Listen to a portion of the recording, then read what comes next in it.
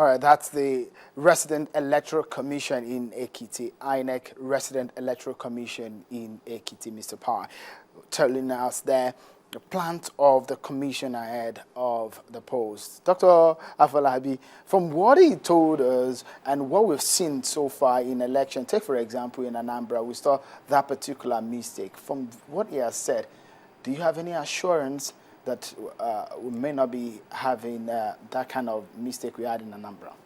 Well, I'm very worried about INEC's capacity to be able to do this coming election very well, especially when you look at what happened during the issuance of the permanent voters card.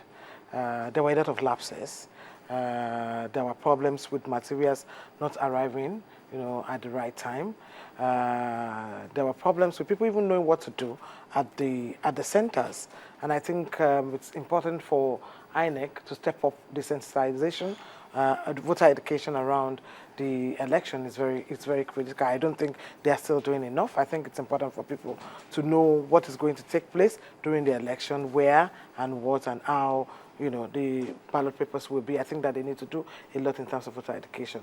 I was there during the issuance of permanent voters card, and I observed a lot of things. The ad hoc staffs were not enough. The ad hoc staff that they deployed, the youth corpus that were not there, the security agents were not there.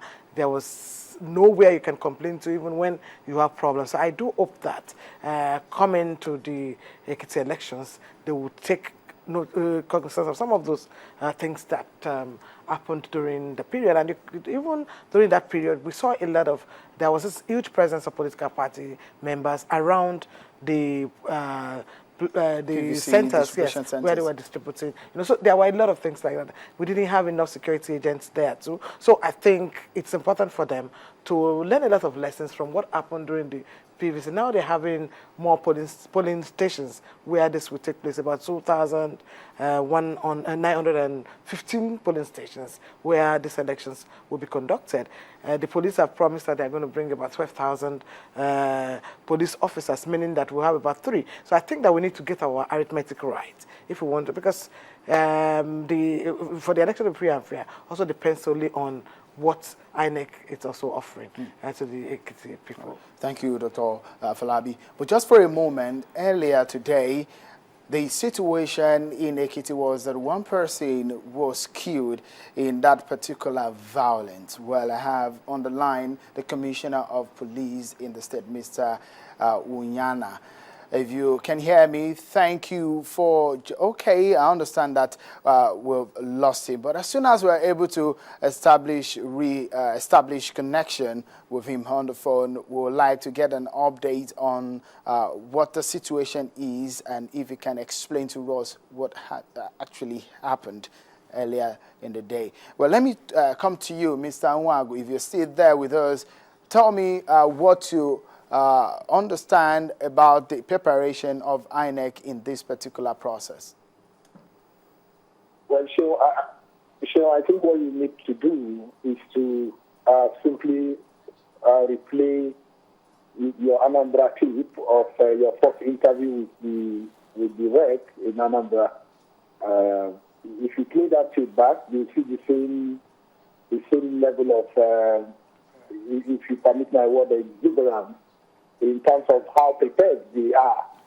And all you also need to do is to just do a rewind of some of your former tapes of all the preparation. They are very high on promises. They capture the imagination of the people. And during elections, it's dashed and with a lot of apologies.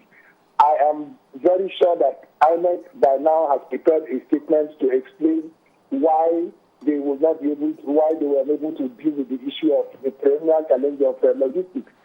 Let's face it, I have continued to call and we have continued to make the point that we need to be open with our people. If there are challenges that we face preceding the election, we should call attention to it so that people can, stakeholders can see how they can be of assistance and help. Rather than say, look, we're on top of all the situations. This INEC has been consistent in reversals, in saying things and not doing those things that they said they would do. Let us card readers. Before this election, we thought that we were going to have card readers in Ekiti and Osun State, but along the line they said that's not going to happen. And then flip-flop around these issues are all major challenges. We need to have citizens, strong citizen oversight around election preparation. All right. Pardon me for cutting in, Mr. Nwagu, but just give us a moment. Let's go to another issue. Let's leave INEC preparations for now. A very important one is the security situation in Ekiti, which has become a matter of concern for many Nigerians, as several people have been killed just in the run-up to this election. What are the plans of the police authorities on the ground in the state? This is what the police PPRO in Ekiti told me earlier in the week. We are expecting to have additional 8,000 personnel from neighboring commands and from other commands within the country, in addition to the 4,000 personnel that will be provided by the command. So when you sum up the two figures, we'll be having about 12,000 police officers that will be policing this this election. Let me go down a little bit. We are having 195 polling units in these states. And each of these polling units, they are going to be manned by at least 3 police officers on each of these polling stations. And it's not going to be limited to that.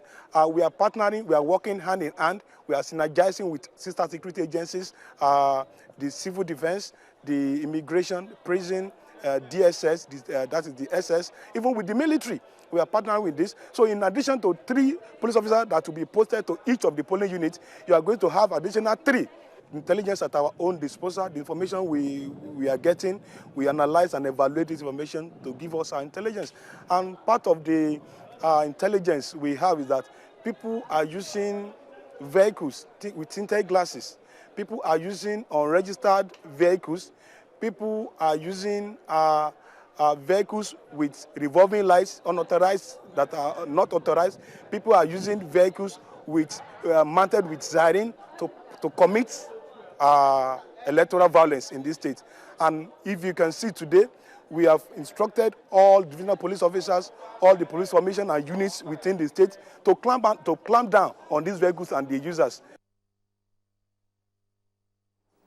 Well, that was the Ekiti Police Public Relations Officer there, Mr. Babayemi Victor. Well, let me quickly, as we round up now, tell me what to make of some of the preparations of the security operatives, the security authorities in Ekiti State, and generally. We understand that apart from the 3 police officers that will man each polling centers there will be 4 more security operatives that will be joining them. That's an additional several thousand to the 12,000 on ground. But I believe that the security forces in Nigeria should have learned a lot. This is not the first election, so we're depending on them that they will do it right, because they are there to protect lives and properties. So people are going to depend so much on them in the coming election. So we do hope that with what they are rolling out, it's not just going to be promises, and then we get to the day of election and we won't find some of these things that they have promised Nigerian people on ground. So we do hope that they will do what is right in the coming period. Thank you so much, Dr. Abiola Akiode-Afolabi, for joining us, and also Mr. Ezenwa Nwagu, who joined us via telephone. And that's how far we can go on the program tonight. My name is Shewa Kimbale on behalf of the team. Bye for now.